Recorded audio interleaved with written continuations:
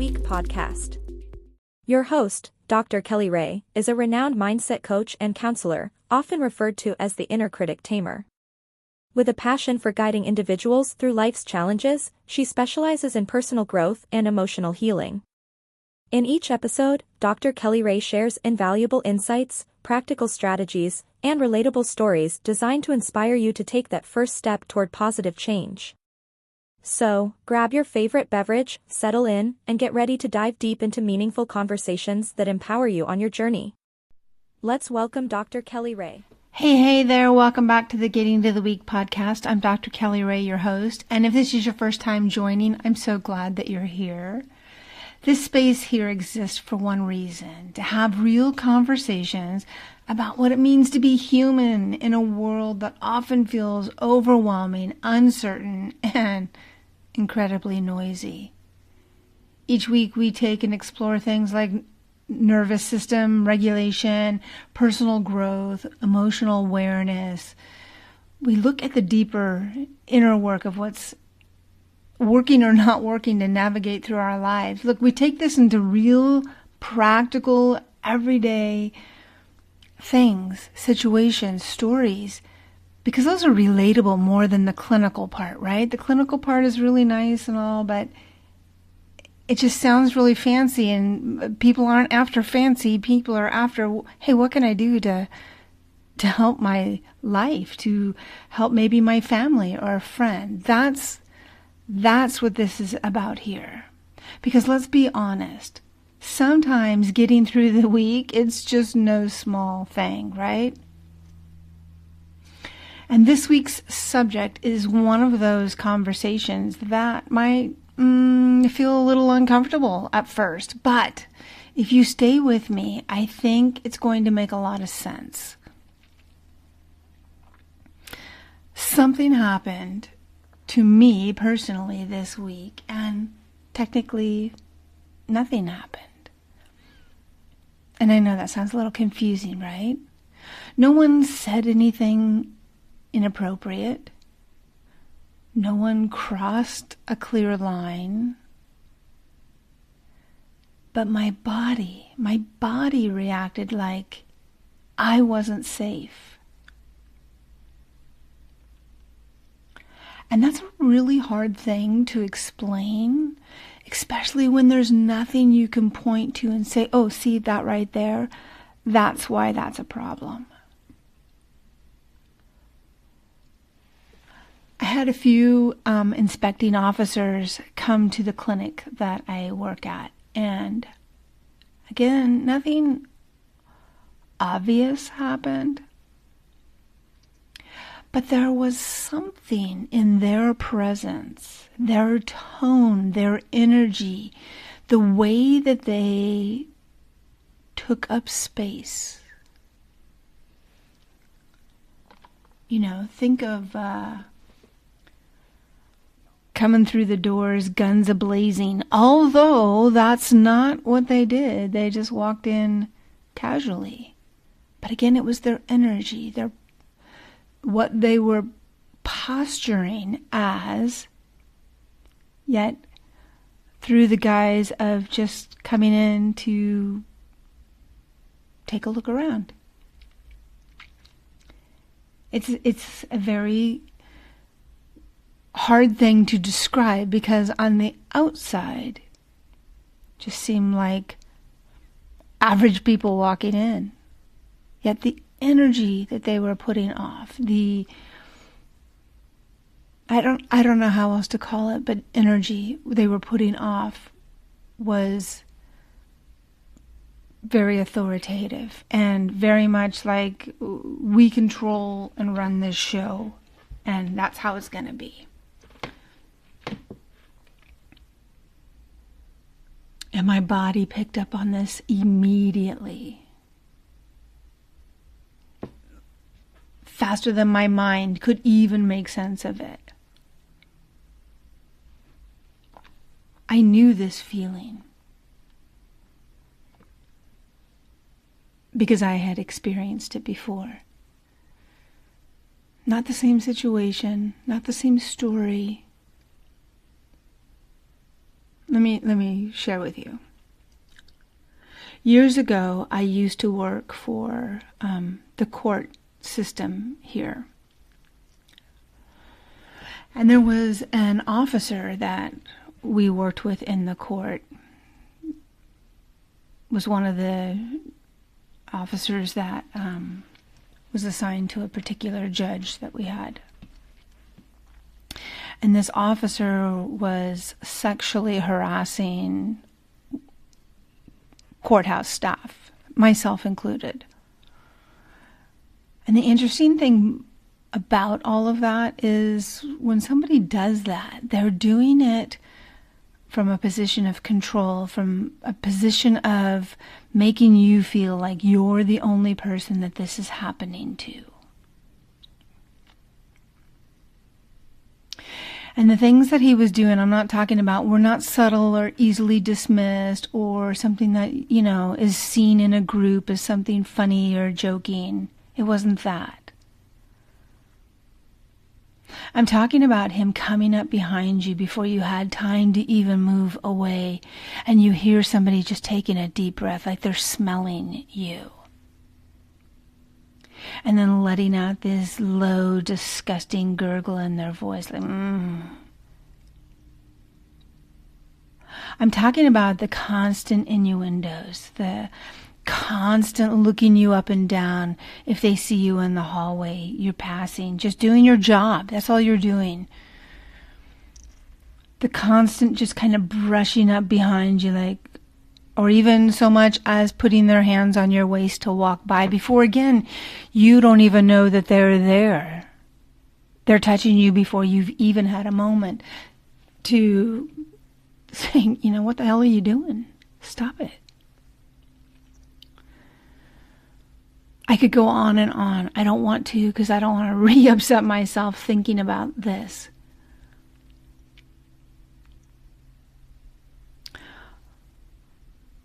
But I'm talking about the intimidation, about the unspoken understanding that he had authority, right? Here he is in a uniform. Not that the uniform makes you anything. The gun might, right? The baton might, right? The mace might, right? The handcuffs might. And I'm not dissing on law enforcement officers. That's not what I'm trying to say. I'm just trying to point a picture of what it's like to be somebody who feels like somebody else has more power over them.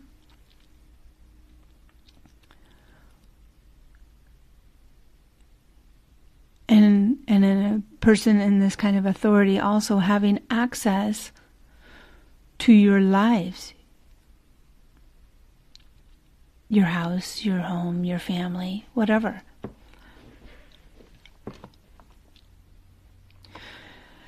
Collectively, we women, not together, individually had gone and reported this officer to the superiors.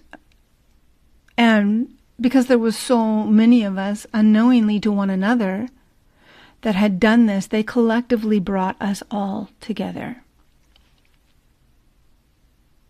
Multiple women, multiple ages, multiple ethnicities, multiple sizes. It didn't matter.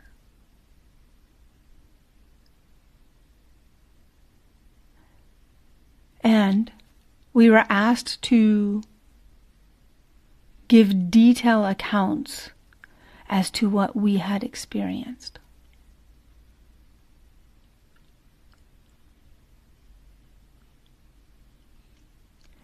You can only imagine this room full of women, first of all, looking around because we don't know why we're all there.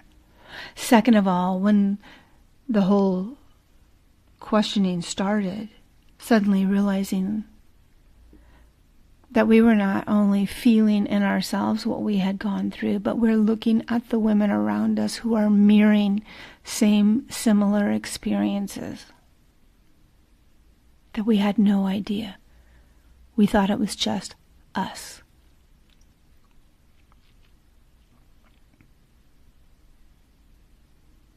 Each woman bravely telling her story. telling what she experienced. We had relived things no one should have to relive.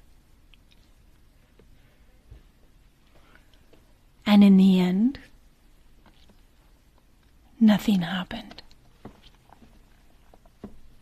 We were told that they wouldn't move forward, that there was going to be no disciplinary action to this person because, after all, he had a family.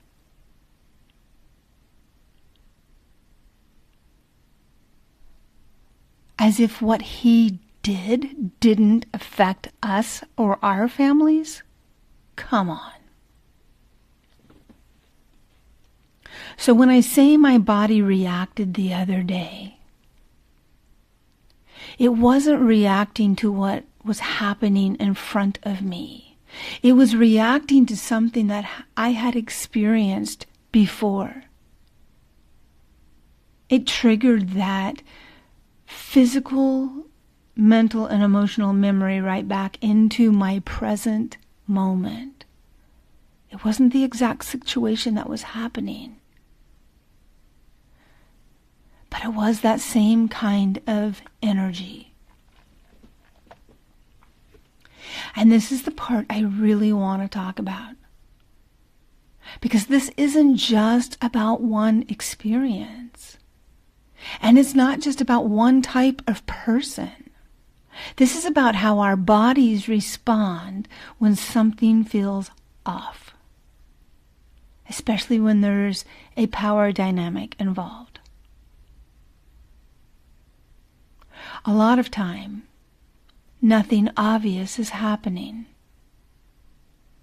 There's no clear moment you can point to, but your body is picking up something your mind can't fully explain.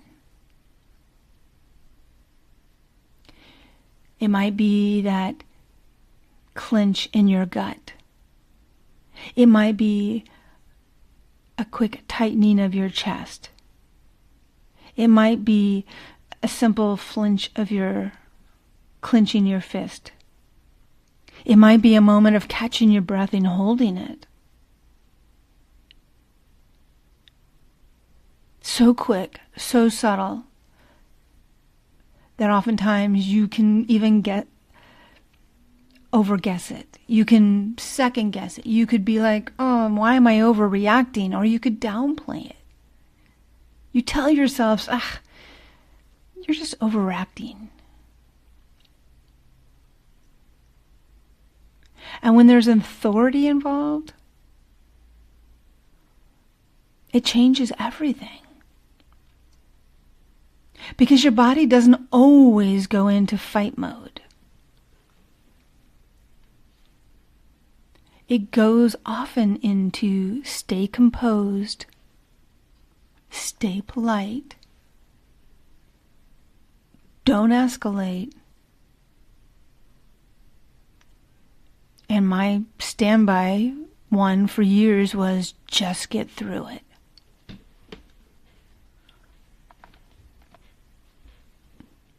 So you don't react in the moment, but your body holds it. I need to clarify for a second also, when I'm talking authority, this could be anything. This could be a spouse. This could be somebody that you're dating. This could be a coworker. It's the intimidation. It's that energy that comes across that they are more powerful than you, that they have influence over you somehow. You know, it could be a boss. It could be a parent. It could be anything. So I just need to clear that up so you understand. I'm giving you an example of my own life, but how it also can play out in many of your lives.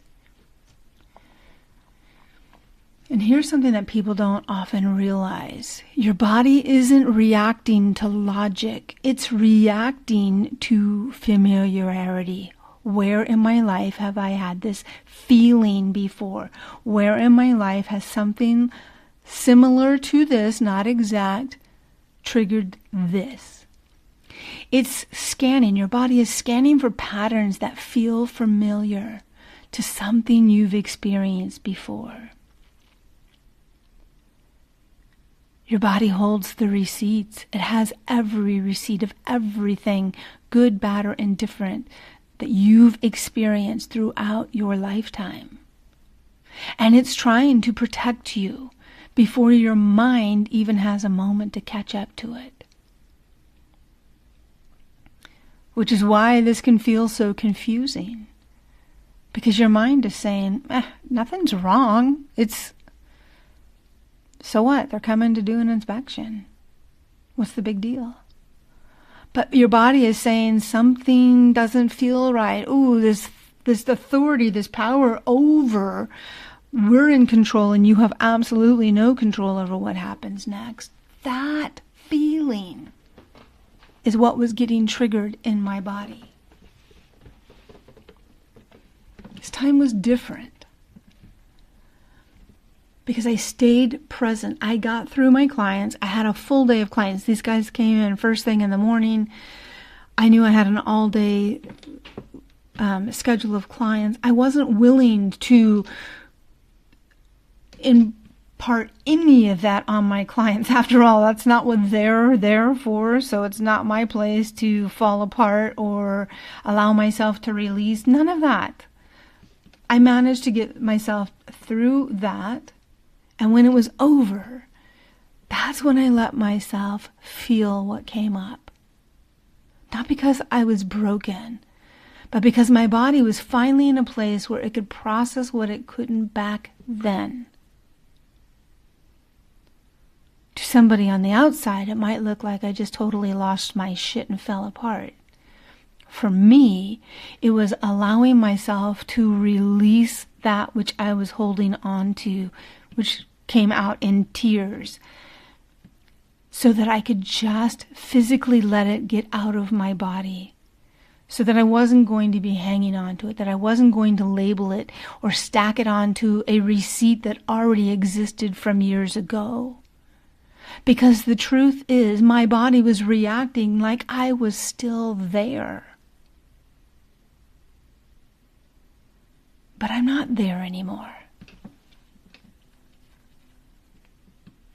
So if you've ever had a moment like this, where something didn't feel right, but you couldn't explain why, I want you to know this. You don't have to immediately understand it to trust that something is worth paying attention to. You can get curious instead of critical. You can notice what your body is telling you without dismissing it. And you can give yourself space to process once you're safe. As we begin to wrap up this week's episode, I want to leave you with this.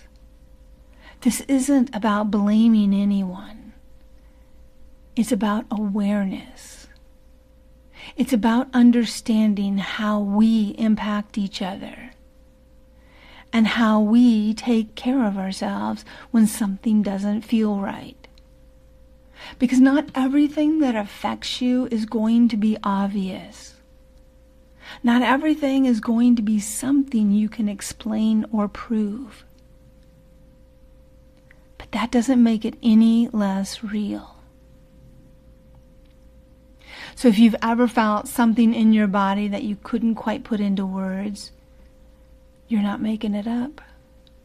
And you're not weak for feeling it. You're aware. And one more thing that you're not going to want to miss next week's episode. I'm bringing a very special guest onto my show who's going to help you understand why your body responds this way in the first place. Because what you're feeling, there's a reason for it. Thank you so much for joining me here today. And as always, we'll get through this week together. And until next week, please know I send you so much Thank you for joining us love. For another episode of the Getting Through the Week podcast with Dr. Kelly Ray. If you're looking to connect with her or schedule an appointment, here's how you can reach her. Follow her on Instagram at Ask Dr. Kelly Ray. Check out her Facebook page at Dr. Kelly Ray B. Find her on TikTok at Dr. Kellyray. Visit her website at drkellyray.com.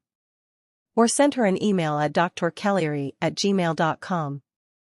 Until next week, Dr. Kellyray sends you so much love.